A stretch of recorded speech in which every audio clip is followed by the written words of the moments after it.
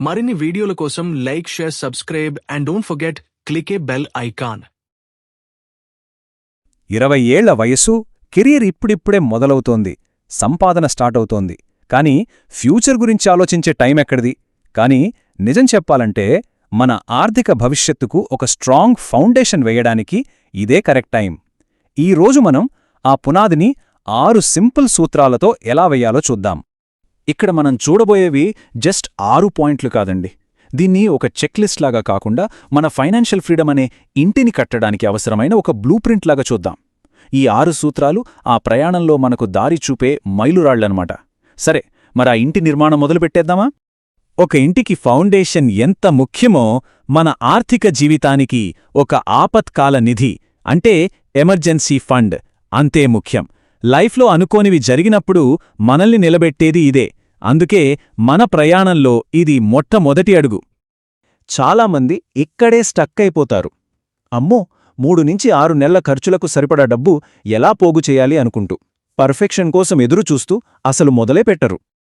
కానీ అసలు సీక్రెట్ ఏంటో తెలుసా? పర్ఫెక్షన్ కోసం అస్సలాగక్కర్లేదు. ఎంత చిన్న అమౌంట్తో అయినా సరే ఇప్పుడే ఈ రోజే స్టార్ట్ చేయడం ముఖ్యం. ఈ ఫండ్ కట్టడానికి ఎంత టైం పట్టినా పర్లేదు. ఆ జర్నీనే మనకొక డిసిప్లిన్ని నేర్పుతుంది. దీన్ని కేవలం డబ్బులా చూడొద్దు. ఇదొక నిర్ణయాలు తీసుకునే నిధి.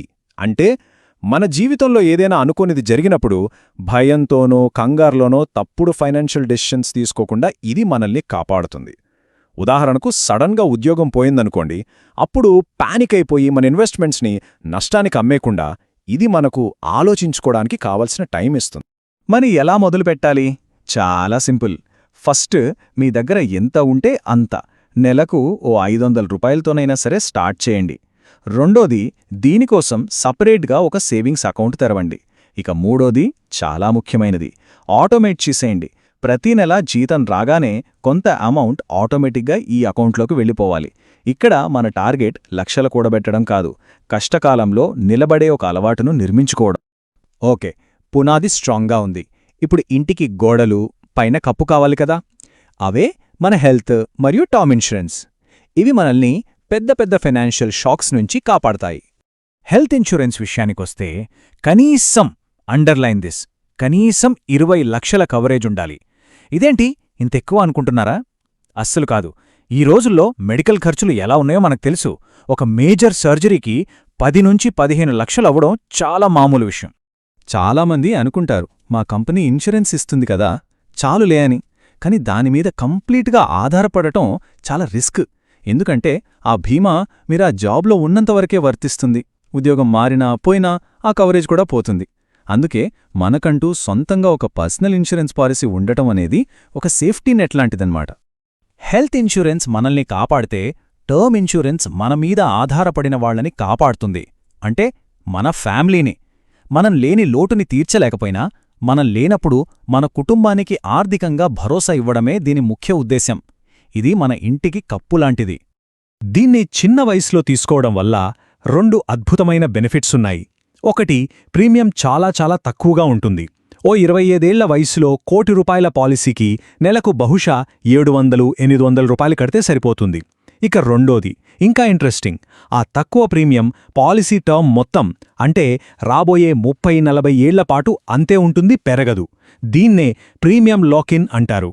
రైట్, పునాది, గోడలు, కప్పు. మన ఆర్థిక ఇల్లు ఇప్పుడు సేఫ్. ఇప్పుడు లోపల ఫర్నిచర్ వేసుకునే టైం వచ్చింది. అదే సంపద సృష్టి. అంటే మన డబ్బు మనకోసం పనిచేసేలా చేయడమెలాగో చూద్దాం. ఇక్కడే చాలామందికి బ్రేక్ పడుతుంది. ఎక్కడ పెట్టాలి, ఎలా పెట్టాలి, ఏ ఫండ్ మంచిది, ఈ ప్రశ్నలతోనే సతమతమవుతూ అతిగా అనలైజ్ చేసి ఏ పని మొదలుపెట్టకుండా ఉండిపోతారు. దీన్నే అనాలసిస్ పారాలసిస్ అంటారు. దీన్ని దాటడానికి ఒక చాలా సింపుల్ ట్రిక్ ఉంది. మీకస్సలు ఏమీ తెలీదా? No problem. నేరుగా ఇండెక్స్ ఫండ్స్ లేదా నిఫ్టీ 50 మ్యూచువల్ ఫండ్స్తో స్టార్ట్ చేసేయండి. పర్ఫెక్ట్ నాలెడ్జ్ కోసం వెయిట్ చేయొద్దు. ఇండెక్స్ ఫండ్స్లో ఉన్న బ్యూటీ ఏంటంటే, ఇక్కడ మనం గెలిచే స్టాక్స్ను వెతకడం లేదు. మనం మొత్తం దేశ ఆర్థిక వ్యవస్థ మీద బెట్ చేస్తున్నాం. సింపుల్గా చెప్పాలంటే, భారతదేశంలోని టాప్ 50 కంపెనీలలో మనం ఒక చిన్న వాటాదారు అవుతాం. దేశం పెరిగితే ఆ కంపెనీలు పెరుగుతాయి. వాటితో పాటు మన పెట్టుబడి కూడా పెరుగుతుంది. చాలా సింపుల్, కాని చాలా పవర్ఫుల్ స్ట్రాటజీ ఇది. ఓకే, మన ఇల్లు ఇప్పటికీ బాగుంది, కానీ ఓ 30-40 ఏళ్ల తర్వాత కూడా అంతే బలంగా ఉండాలంటే దాని గురించి కూడా ఇప్పుడే ప్లాన్ చేసుకోవాలి. అదే మన రిటైర్మెంట్ ప్లానింగ్. ఇక్కడే అసలైన మ్యాజిక్ ఉంది. అదే చక్రవడ్డీ లేదా కాంపౌండింగ్. ఐన్స్టీన్ దీన్ని ప్రపంచపు 8వ వింత అని అందుకన్నారంటే, చిన్న చిన్న నెలవారీ మొత్తాలు ఓ 30-35 సంవత్సరాల పాటు కంటిన్యూస్గా కొనసాగితే అది రిటైర్మెంట్ టైంకి మనం ఊహించినంత పెద్ద నిధిగా మారుతుంది. వినడానికి చాలా బాగుంది కదా, కాని ఇక్కడొక షాకింగ్ నిజముంది. అదేంటంటే, ఇలా మొదలుపెట్టిన వారిలో 80% మంది మధ్యలోనే ఆపేస్తారు. కేవలం 20% మంది మాత్రమే చివరి వరకు నిలకడగా కొనసాగిస్తారు. ఎందుకలా? స్కీంలో లోపముందా? లేదు. సమస్య సాధనంలో లేదు. దాన్ని వాడే మన క్రమశిక్షణ, మన సహనంలో ఉంది. రిటైర్మెంట్ అనేది చాలా దూరంలో ఉన్న గోల్లాగా అనిపిస్తుంది. మధ్యలో మార్కెట్ పడినప్పుడు భయపడి డబ్బు తీసేస్తారు, లేదా పెళ్లి, ఇల్లు కట్టడం లాంటి వేరే అవసరాల కోసం వాడేస్తారు. ఇక్కడ ఇన్వెస్ట్ చేయడం కంటే ఆ ఇన్వెస్ట్మెంట్ని 30 ఏళ్లపాటు టచ్ చేయకుండా ఉండటమే అసలైన ఛాలెంజ్. సరే, మనం పునాది వేశాం, గోడలు కట్టాం, పెట్టుబడులు పెట్టాం. కానీ ఈ ఇంటికి, ఈ ప్లాన్ మొత్తానికి నిరంతరం పవరిచ్చే జనరేటర్ ఏంది?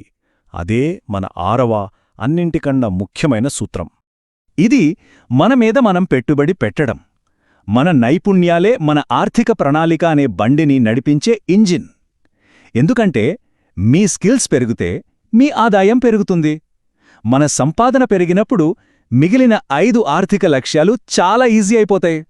మన మీద మనం ఇన్వెస్ట్ చేయడం అంటే లక్షలు పోసి ఎంబీఏలు, పీహెచ్డీలు చెయ్యాలనేం లేదు. కేవలం ఓ 500 రూపాయలతో ఆన్లైన్లో ఒక డేటా అనాలిటిక్స్ కోర్స్ నేర్చుకోవడం కావచ్చు, ఒక యాప్ ద్వారా కొత్త భాష నేర్చుకోవడం కావచ్చు, లేదా ఒక పబ్లిక్ స్పీకింగ్ వర్క్షాప్కు వెళ్లడం కావచ్చు. మన స్కిల్స్పై పెట్టే పెట్టుబడి స్టాక్ మార్కెట్లో పెట్టే ఏ పెట్టుబడి కన్నా ఎక్కువ రిటర్న్స్ ఇస్తుంది. అద్భుతం! ఒక్కసారి మనం కట్టిన ఈ ఇంటిని మళ్లీ చూస్తే, పునాదిగా ఎమర్జెన్సీ ఫండ్, గోడలుగా ఆరోగ్య బీమా, కప్పుగా టర్మ్ ఇన్సూరెన్స్, లోపల ఫర్నిచర్గా మన ఇన్వెస్ట్మెంట్స్, భవిష్యత్తు కోసం రిటైర్మెంట్ ప్లానింగ్, మరి వీటన్నింటికీ ఫ్యూయల్ ఇచ్చే ఇంజిన్ మన స్కిల్స్. ఈ 6 పనులు ఒక్కరోజే చెయ్యాలని కాదు, ఎక్కడో ఒకచోట ఒక చిన్న అడుగుతో మొదలుపెట్టడం ముఖ్యం. ముగించే ముందు ఒక ప్రశ్న: ఇది కేవలం ఒకటి తర్వాత ఒకటి పూర్తి చేసే చెక్లిస్ట్ లాంటిదా, లేక ఇందులో ఇంకా ఏదైనా లోతైన విషయం ఉందా? ఒకసారి ఆలోచించండి. ఈ 6వ పాయింట్, అంటే మన మీద మనం పెట్టే పెట్టుబడి మిగిలిన 5 పాయింట్లని ఇంకా వేగంగా సాధించడానికి హెల్ప్ చేసే ఒక సైకిల్ లాంటిదేమో. మన స్కిల్స్ పెరిగే కొద్దీ మన ఆదాయం పెరుగుతుంది, మన బీమా, మన పెట్టుబడులు అన్నీ పెరుగుతాయి. సో ఇదొక స్ట్రైట్ లైన్ ప్రయాణమా, లేక ఒకదానికొకటి బలాన్నిచ్చే ఒక డైనమిక్ సైకిలా? ఆలోచించాల్సిన విషయం కదా. మరిన్ని వీడియోల కోసం like, share, subscribe and don't forget click a bell icon.